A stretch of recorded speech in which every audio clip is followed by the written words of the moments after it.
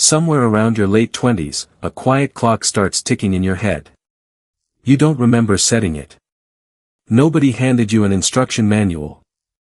But there it is, a voice that says you should have the career figured out by now, the relationship locked in by now, the house, the savings, the sense of who you are.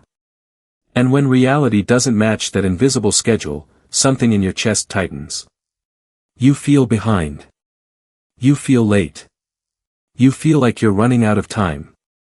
Here's the strange part. If you actually looked at your life on paper, your health, your relationships, your work, the roof over your head, most of it might be perfectly fine. Nothing is on fire.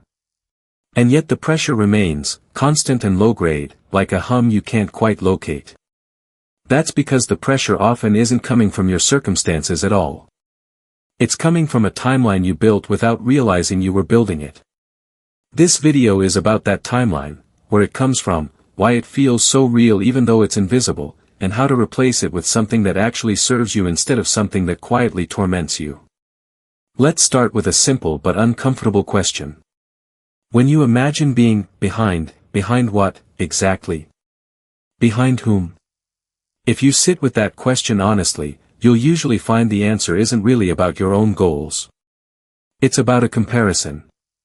A friend from college who got promoted. A sibling who bought a house.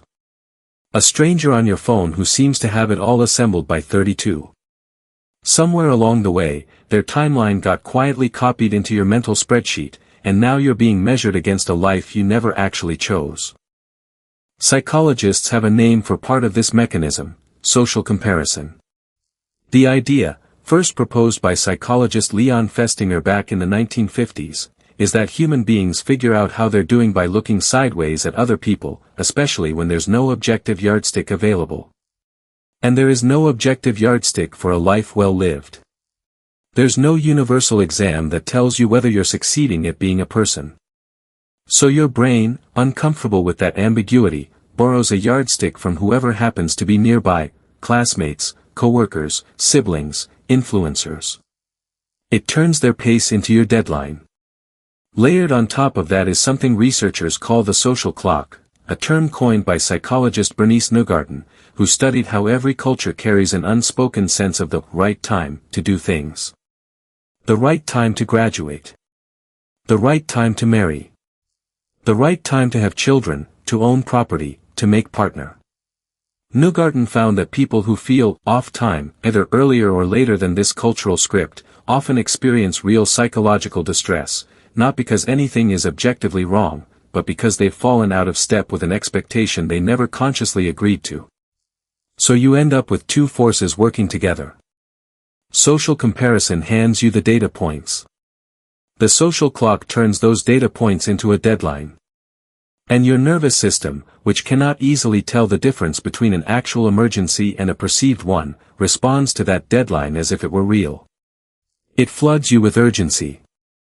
It keeps you up at night doing quiet math about your age and your progress. It makes ordinary life feel like a race you're losing, even when nobody fired a starting gun and nobody agreed on the finish line. Let's slow down and really look at why this invisible timeline has so much power over you, because understanding the mechanism is the first step to loosening its grip. Your brain is, at its core, a prediction machine. It doesn't just react to the present moment, it's constantly comparing where you are to where it expects you to be. This is useful for a lot of things. It's how you know if you're behind on a work deadline, or whether you've had enough sleep this week. The problem is that this same predictive machinery gets applied to your entire life, using a should timeline it absorbed from culture, family, and social media, rather than from any deliberate reasoning of your own. Here's the part that matters most. Your brain treats the gap between where I should be and where I am as a threat, not just a fact. That gap activates the same stress circuitry involved in physical danger. Cortisol rises. Focus narrows. You start scanning for evidence that confirms you're falling behind, while barely noticing evidence to the contrary. Psychologists call this a negativity bias. Under stress, we're wired to weight bad news more heavily than good news, because ancestrally, missing a threat was more costly than missing a reward. Applied to your timeline, this means one friend's engagement announcement can outweigh 10 quiet, steady months of your own progress. And there's a second layer worth naming. Many of the milestones on this invisible clock aren't even things you chose.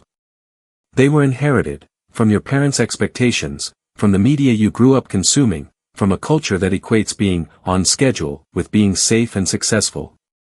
Researcher and self-determination theorists Edward Deci and Richard Ryan spent decades studying the difference between goals we pursue because they're authentically ours, and goals we pursue because we feel we're supposed to.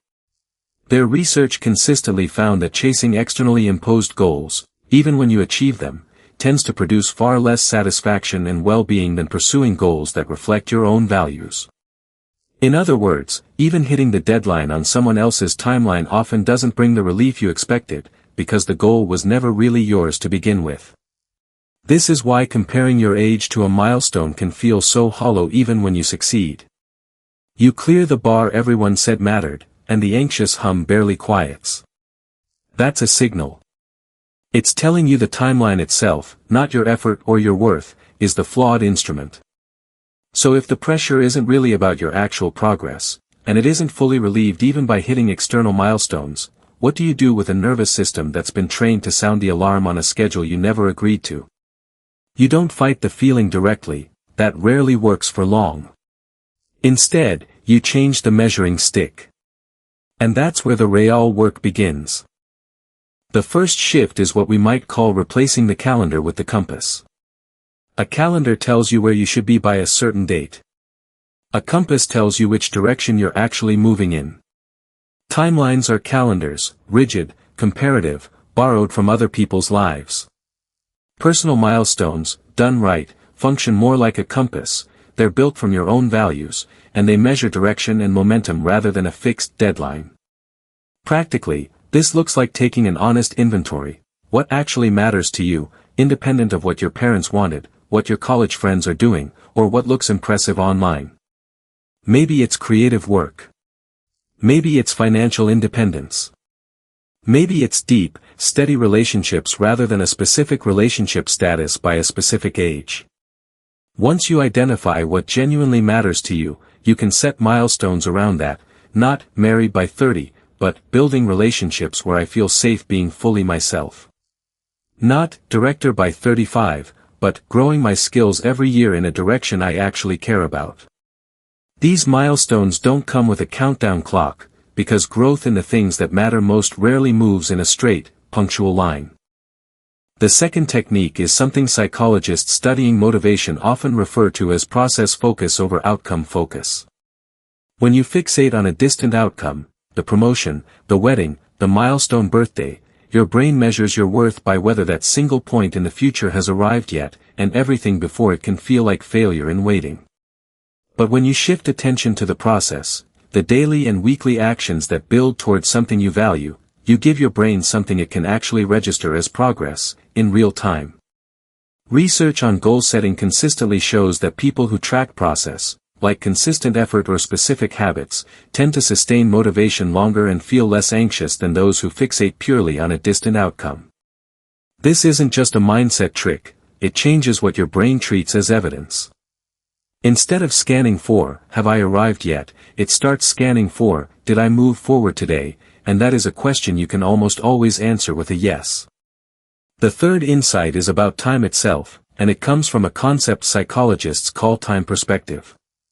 Researcher Philip Zimbardo, known for decades of work on how people relate to time, found that people who maintain what he called a future-positive orientation, believing that meaningful things are still ahead, without needing to specify exactly when, tend to show more resilience and less anxiety than people locked into a rigid, deadline-driven view of their future. The goal isn't to stop caring about growth or stop wanting things. It's to hold your future as open and unfolding, rather than as a series of hard deadlines you're perpetually about to miss. Put these three shifts together, and something changes in how the days actually feel. You stop asking, am I behind? A question with no real answer, since behind requires an agreed-upon finish line that was never really yours. Instead, you start asking, am I moving in a direction that matters to me? A question you can answer honestly, today, without needing to know how your life compares to anyone else's. This doesn't mean ambition disappears, or that structure and deadlines have no place in your life. Real deadlines, a work project, a lease renewal, a specific plan you've chosen, are useful and worth honoring.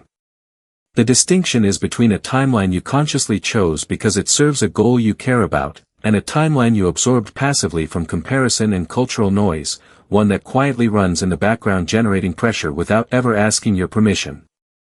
One of those timelines deserves your urgency.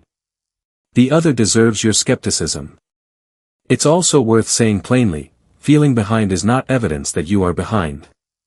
It's evidence that your nervous system is comparing you to a borrowed standard.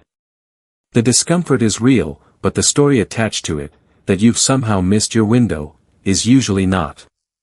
Life, for almost everyone, unfolds unevenly. Careers stall and then surge. Relationships end and later begin again, often better. Confidence arrives late for some people and early for others, and neither timing tells you anything about your worth. The people you're quietly comparing yourself to are running their own race, on their own hidden terms, dealing with struggles you simply don't see from the outside. So here's a small practice to carry with you after this video ends. The next time you catch yourself thinking, I should be further along by now, pause and ask two questions. First, according to whom? And second, further along toward what, specifically, that I actually chose for myself? Most of the time, you'll find the timeline dissolves the moment you examine it closely, because it was never built on anything solid to begin with. What remains, once the borrowed deadline falls away, is something much steadier, your own sense of direction, and the quiet, undramatic evidence that you are, in fact, still moving. If this perspective shifted something for you, even slightly, consider subscribing to the channel. We explore the psychology behind the pressures that shape everyday life, the invisible beliefs running quietly in the background, and the research-backed ways to loosen their hold. There's more of this ahead, and I'd genuinely like you to be here for it. Thank you for watching, and I'll see you in the next one.